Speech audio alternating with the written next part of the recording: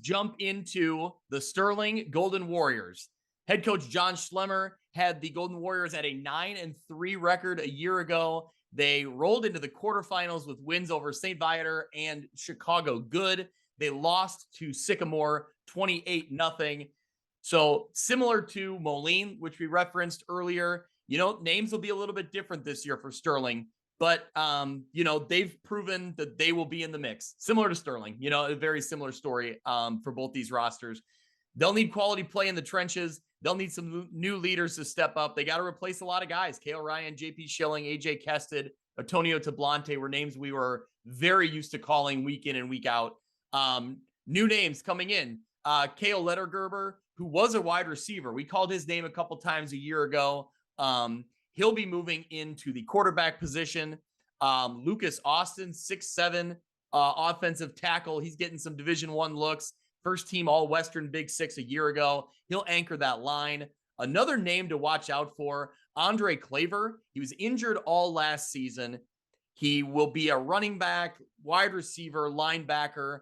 He's the reigning Sauk Valley Media Boys Basketball Player of the Year. So that's an athlete that's immediately being thrown in that you didn't see last year. So Sterling, you're not worried about. They're going to have some talent. They're going to have some athletes on the field. And on the coaching side of things, Schlemmer and his coaching staff has these kids in the position to make the play. They're in the right spot at the right time. I expect Sterling to be in the mix again. Cuff, what say you? Yeah, I was at Sterling Thursday to check them out, and the first person you got to ask about is Lucas Austin. I mean, he's the big guy that they're going to lean on offense and defense. He's probably going to be an offensive lineman come when he goes to college. He's getting a lot of D1 looks, but he didn't play AAU basketball this summer, so he could gain some weight, put on some muscle, and get stronger for football. He's like, 6'7", I think he said he's like 245, 250. So he looks good. He's still thin, but he looks good. He's strong. And don't be surprised, whichever way they run, Austin's going to be on that side of the line that they're going to start to run the ball on. The other big thing he said was having Claver back. Claver told me last year he got injured just before the season, had to have a surgery before the season, and never played. And it just killed him last year to watch his teammates go out there and play, and especially that Sycamore game that they lost 28-0. He could do nothing but sit there and watch on the sideline. So he's really excited to be back. He's hoping to make a big impact on the team.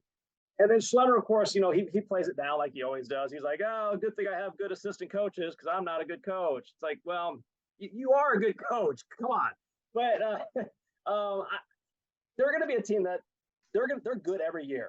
I mean, they go down to Metamora to start off the season. There's no slouches in this team. They're one of the top three in this conference year in, year out, regardless of the other teams or who else might fill in that other spot. This is a team, if they get some breaks, if they can beat Quincy at home, they may have a chance to win a Western Big Six title. But they're definitely going to be a team that's either 8-1 or 7-2 on the season. They do start at Metamora, and they also have their first Western Big Six game is week 3 at UT, which could be a pit for teams that are inexperienced, and Sterling is inexperienced. Sterling reloads; it doesn't rebuild. But I think you have to find the experience factor is a big deal. And think about it. Week 7, Quincy has to go to Sterling. It's the longest road trip in the Big Six for anybody, whether it's Sterling to Quincy or Quincy to Sterling. It's the longest trip there is. Quincy's got to make that trip. Not an easy thing to be on the bus that long, get off, play, and be at your best. That's an advantage for Sterling if Sterling is playing well at that point. Mm-hmm. Yep, absolutely. And probably an advantage for Sterling. Probably an advantage for Sterling to have that game week 7 instead of week 3, just so that they get their foot. I mean, then you get some more experience, some more games under your belt. So, I think Schlemmer's a good guy too. Just so I can echo what everybody else has said. Yeah. Names to watch on the defensive side of the ball for Sterling: Kendrick Muhammad, Caden Phillips, Andre Claver, who we already referenced, Braden Birdsley. So. Muhammad's a name we talked a lot about last year as well. So and Phillips was a kid last year as a sophomore who made a name for himself on the basketball court. Schlemmer and Coach Vasquez have a nice relationship. Vasquez used to actually help him coach football So there's never that animosity of having a basketball player play football or anything like that. But yeah, Caden Phillips, a very athletic kid as well.